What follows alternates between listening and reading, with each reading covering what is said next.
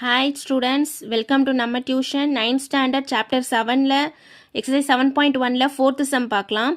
Find the area of an equilateral triangle whose perimeter is 180 cm.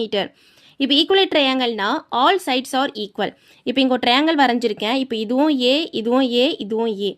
இந்த எல்லா சைடுமே ஈக்குவலாக இருக்கணும். அப்போது பெரிமீட்டர் வந்து sum of all sides தான். அப்போ A+A+A வந்து 180. அப்போது இங்கே எதுவுமே இல்லைன்னா இங்கே 1 தான் நம்ம எடுத்துக்கணும். அப்போ 3A ஈக்குவல் டு 180. அப்போ A ஈக்குவல் டு இந்த 3 இந்த சைடு வந்துச்சுன்னா டிவிஷனில் வந்துடும் 180/3. அப்போ A ஈக்குவல் டு 60.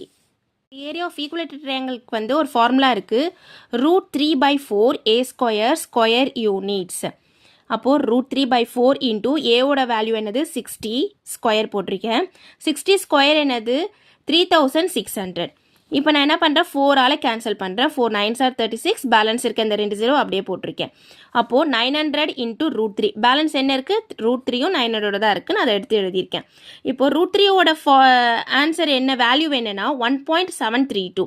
இதை நீங்கள் தெரிஞ்சு வச்சுக்கோங்க, ட்ரிக்னாமெண்ட்ரியில் நல்லா யூஸ் ஆகும் நம்மளுக்கு.